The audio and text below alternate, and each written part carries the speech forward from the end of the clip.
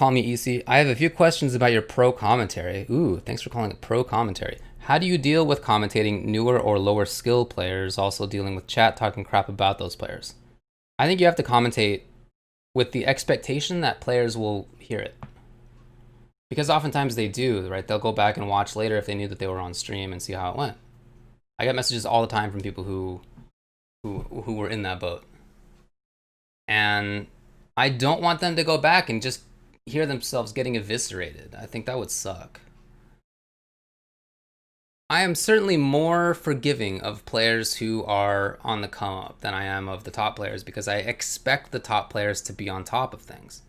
But if I can tell that somebody is learning or is just having a good time and this isn't like they're not trying to like win the tournament, right? They're showing up to support.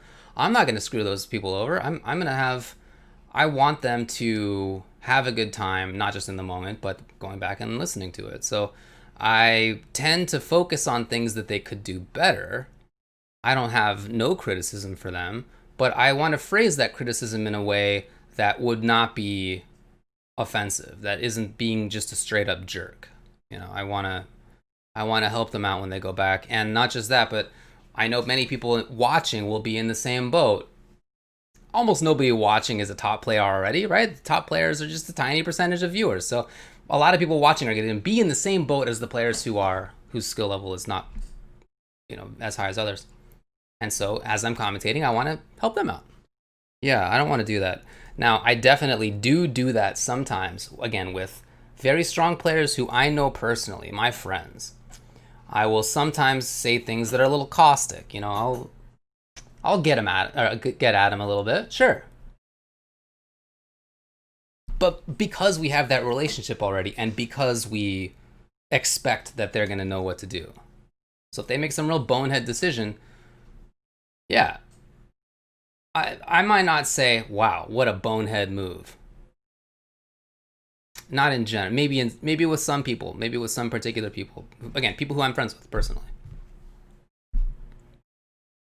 But what I would mostly say is I would frame that criticism as a mistake, as an error, as they could have done this instead, something like that. Well, Tavi, in those cases where we're commentating people who are learning, right? People who are not already top level players.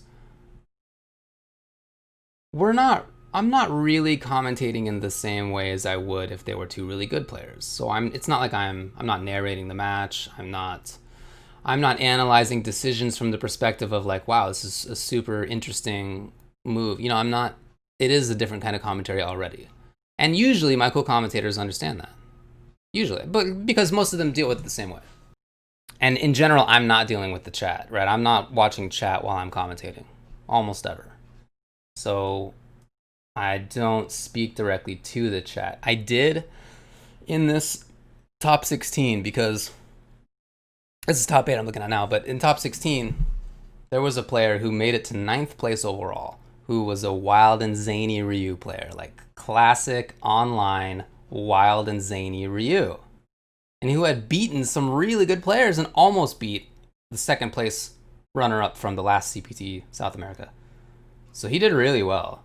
But he also did a lot of things that were like bizarre, like hard to understand, like what are you thinking kind of thing. And that's the way that I handled that was that I did look in chat briefly and I saw people were ripping on him in chat. So I said something like, look, I see you people ripping on him in chat, but this is a player who has already done really strong things. I think he beat Dark, who was 5th place last time, and I think 3rd place this time. That was in pools. And then he almost beat Pupilo, the guy who got 2nd place overall. He's clearly, yeah, do you think some of his decisions are wild? Are they ones you wouldn't make? Maybe. But he also, the fact is, got really far in a stack tournament. Yeah, I did call out pros for not using option selects in Mortal Kombat. Not really on commentary, sometimes. And when I would, it would mostly be with players who I felt like I already had like a good relationship with, and like maybe we had talked about that in the past or whatever. I've definitely blown them up on Twitter, but I've stopped even doing that because I don't want to. There's no reason You know, I was hoping that it would make people look into it, but most people have not. Some do. Some do it. It's not like it's none. Some do. But in general, I just don't want to have like a negative relationship. There's just no reason to. I hope people would do it, but they're not. What can I do?